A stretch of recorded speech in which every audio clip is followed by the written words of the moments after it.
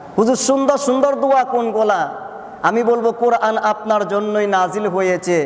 রব্বানা আতিনা ফিদ দুনিয়া হাসানা ওয়া ফিল আখিরাতি হাসানা ওয়া কিনা আযাবান নার। রব্বানা যালামনা আনফুসানা ওয়া ইল্লাম তাগফির লানা ওয়া তারহামনা লানাকুনান্না মিনাল খাসিরিন। রব্বি হাবলি মিনাস সালিহিন।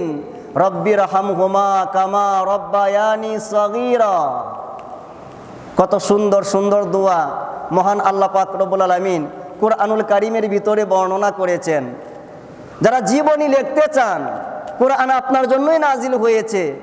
কারণ এই কোরআনুল কারীমের ভিতরেই মহান আল্লাহ পাক রব্বুল আলামিন নবীগণের জীবনী তুলে ধরেছেন। যারা অত্যাচারী বাদশা ছিল তাদের জীবনীও তুলে ধরেছেন। যারা লুকমান আলাইহিস সালাতু ওয়াস সালামের মতো আল্লাহর ওলি ছিল তাদের জীবনী তুলে ধরেছেন। যারা মা মরিয়মের মতো আল্লাহর ওয়ালিয়া ছিল তাদের জীবনীও আমার আল্লাহ পাক কোরআনুল কারীমে বর্ণনা করেছেন।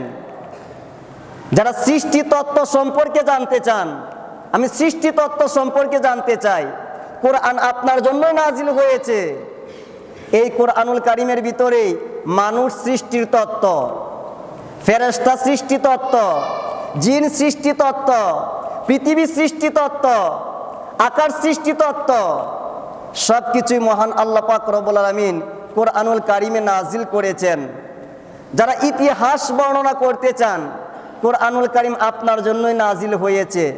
এখানে আদ জাতির ইতিহাস, সামুদ জাতির ইতিহাস, অন্যান্য জাতির ইতিহাস আমার আল্লাহ পাক রব্বুল আলামিন কোরআনুল কারীমে নাজিল করেছেন। আপনি শান্তি প্রতিষ্ঠা করতে চান, কোরআন আপনার জন্য নাজিল হয়েছে। কারণ এই কোরআনের মাধ্যমেই আল্লাহর হাবিব মুহাম্মাদুর রাসূলুল্লাহ যে সময় পাড়ায় পাড়ায়, এলাকায় এলাকায়, মুড়ে মুড়ে প্রত্যেকটা জায়গায় অশান্তি আর অশান্তি, ওই মুহূর্তে আল্লাহর হাবিব মুহাম্মাদুর রাসূলুল্লাহ এই কোরআনুল কারীম বাস্তবায়নের মাধ্যমেই শান্তি প্রতিষ্ঠা করেছেন।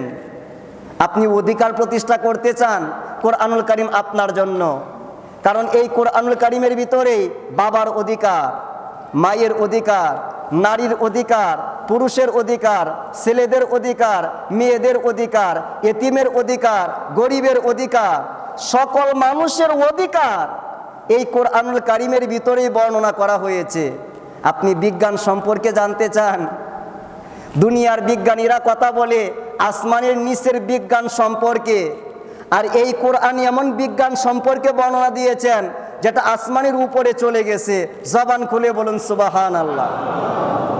সর্বশ্রেষ্ঠ বিজ্ঞানের কিতাবের নাম হচ্ছে আল কোরআন। আপনি সুন্দর সুন্দর আইন বাস্তবায়ন করতে চান, বাংলাদেশের একটা সংবিধান রয়েছে, আইনের একটা কিতাব আছে। ইউরোপে সংবিধান আছে, আইনের একটা কিতাব আছে। আমেরিকায় সংবিধান আছে, আইনের একটা কিতাব আছে। কিন্তু 10 বছর পরে পরে, 5 বছর পরে পরে, 15 বছর পরে পরে আইন চেঞ্জ করা লাগে। সময়ের সাথে আর চলে না, এই আইন আর ব্যবহার হয় না, মানুষের কোনো উপকারে আসে না। কিন্তু কোরআনুল কারীমের ভিতরে আমার আল্লাহ পাক যতগুলো আইন দিয়েছেন, আপনি বলতে পারবেন না যে এই আইনটার কোনো দরকার নাই। অদরকারি কোনো আইন, অপ্রয়োজনীয় কোনো আইন, অপ্রয়োজনীয় কোনো মাসআলা, অপ্রয়োজনীয় কোনো প্রশ্নের উত্তর, অপ্রয়োজনীয় কোনো সমস্যার সমাধান আমার আল্লাহ পাক রব্বুল আলামিন কোরআনুল কারীমে দেন নাই। আল্লাহ পাক বলে ওয়ানাজ্জালনা আলাইকাল কিতাবা তিবয়ানাল লিকুল্লি শাইইন।